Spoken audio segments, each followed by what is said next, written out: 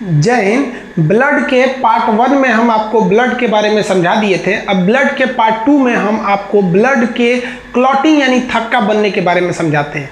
देखिए, ब्लड का थक्का क्या होता है। जब कहीं कट जाता है तो वहाँ आप देखेंगे ब्लड निकलने लगता है, कुछ देर बाद ब्लड जम जाता है, 2-3 दिन बाद वहाँ देखिएगा तो एक पपड़ी जम जाता है रेड कलर का, उसी को हम कहते हैं रक्त का थक्का बनना।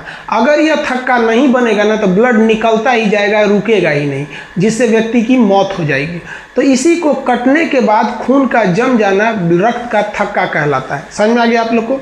यह रक्त का थक्का कैसे बनता है इसके बारे में समझते हैं। आप इतना जानते हैं कि विटामिन के वजह से बनता है, बच्चा वाला चीज है विटामिन के। समझिए यहाँ ध्यान से, 4 स्टेप में ब्लड जमता है। ब्लड जमने की क्रिया को हम लोग कैस्केडिंग प्रोसेस कहते हैं।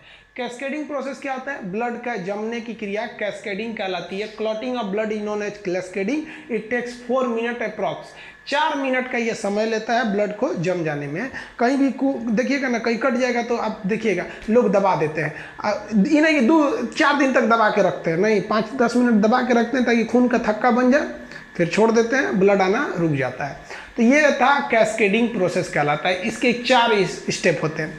सबसे पहला जो होता है थ्रम्बोसाइट। आप याद कीजिए, पार्ट 1 में हम बताए थे प्लेटलेट को ही थ्रम्बोसाइट कहते हैं। डेंगू में यही प्रभावित हो जाता है। थ्रम्बोसाइट क्या करता है, जैसे कहीं कटता है तो ब्लड में तो घूम ही रहा है थ्रम्बोसाइट, प्लेटलेट घूम रहा है, WBC भी घूम रहे हैं, RBC भी घूम रहा है, प्लाज्मा भी घूम रहा है, सब कुछ घूम रहा है। लेकिन जो मेन फंक्शन यहाँ है वो थ्रम्बोसाइट का है।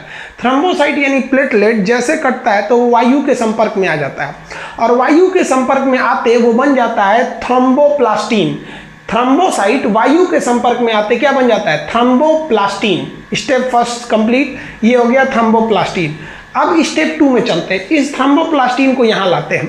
ये थ्रोम्बोप्लास्टिन शरीर के अंदर बैठे हुए कैल्शियम से जाके दोस्ती कर लेता है, और कैल्शियम से जाके कहता है, कैल्शियम चाचा उठिए, सबसे बड़का दिक्कत हो गया, हमारा कट गया, चलिए जमाया जाए।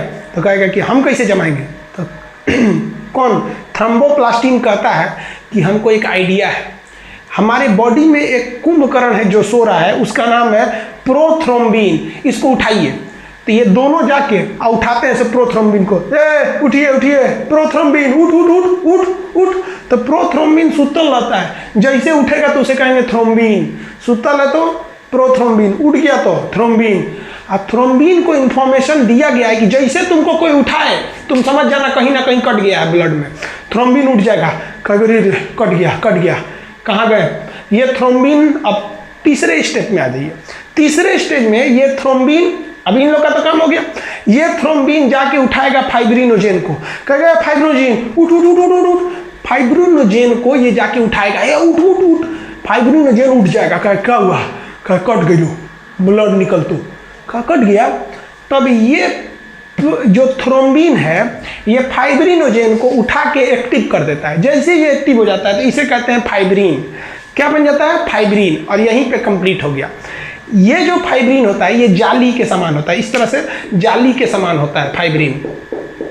फाइब्रिन जो होता है वो जाली के समान होता है। अब जहाँ कटा है वहाँ एक जाली के समान आके फाइब्रिन लग जाएगा। अब उस जाली के पीछे से ब्लड निकलेगा, उसमें WBC फंस जाएगा, RBC फंस जाएगा, प्लेटलेट फंस जाएंगे। तो जैसे ये फाइब्रिन जाली के समान आकृति बनाता है, जो रुधिराणु यानी कार्पल्स है, चाहे वो WBC, RBC या प्लेटलेट हो, वो फंस जाएंगे। और जब फंस जाएंगे तो जो तरल पदार्थ है प्लाज्मा वो निकल पाएगा? नहीं निकलेगा।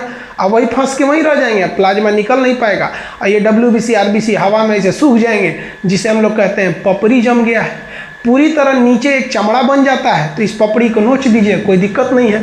पता चला कटा है, 2 घंटे बाद फिर नोच दीजिए तो फिर ब्लड आने लगेगा। जैसे एक नाली है, उस नाली में अगर मान लीजिए इसे 4 ठो छड़ डाल दीजिएगा इसे, तो क्या होगा? जितना कूड़ा पीछे से आके फंस जाएगा, पानी निकलना बंद हो जाएगा। तो ये फाइब्रिन बहुत मदद करता है। समझ आया कि नहीं आ गया? और ये ब्लड जम जाता है। इसी ब्लड को जम जाने को खून का क्या कहते हैं? थक्का जम जाना, जिसको पपड़ी उपड़ी कहते हैं। कहीं कट उठ जाएगा, देखिएगा ना, जम जाता है। समझ में आ गया? ब्लड जमने के कितने स्टेप? 4। सबसे पहला स्टेप क्या था भाऊ? जो हमारे ब्लड का कौन सा भाग लिया था? प्लेटलेट यानी थ्रोम्बोसाइट। जैसे कटा, थ्रोम्बोसाइट वायु के संपर्क में आया, क्या बन गया? थ्रोम्बोप्लास्टिन।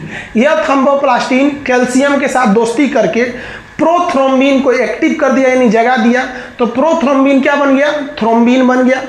स्टेप 3, यह थ्रोम्बिन फाइब्रिनोजेन को एक्टिव कर दिया, तो ये फाइब्रिनोजेन क्या बन गया, फाइब्रिन। कहेगा फाइब्रिन की आकृति कैसी होती है, जालीनुमा।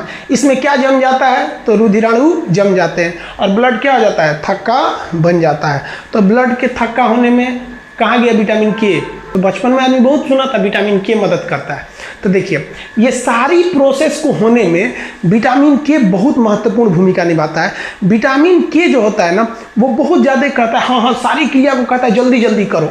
तो ये अलग से भी क्वेश्चन कहेगा कौन सा तत्व मदद करता है, कौन सा प्रोटीन मदद करता है, तो ये एक अलग क्वेश्चन हो जाता है। तो आप ये समझ में आ गया कि क्लॉटिंग कितने स्टेप में होते हैं। आप एक इसका स्क्रीनशॉट लीजिए, फिर हम अभी समझाते हैं कि क्लॉटिंग के और कौन कौन से तत्व भाग लेते हैं। ब्लड क्लॉटिंग का हम एक समरी समझते हैं शॉर्टकट में क्या होता है, उतना तो हम आपको चारों स्टेप बताएं। अब उसी चारों स्टेप में से हम आपको एक समरी निकाल के बताते हैं। कहेगा कि ब्लड के जमने में कौन सा रुधिराणु यानी कौन सा कार्पल्स मदद किया था, तो क्या WBC मदद किया था, RBC किया था, नहीं। उस समय मदद किया था थ्रोम्बोसाइट यानी प्लेटलेट। तो रुधिराणु में कौन मदद किया, तो प्लेटलेट मदद किया। याद रखिएगा रुधिराणु में प्लेटलेट।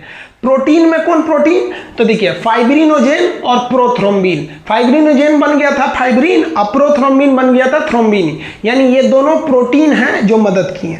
कौन सा तत्व यानी धातु था, याद कीजिए कैल्शियम।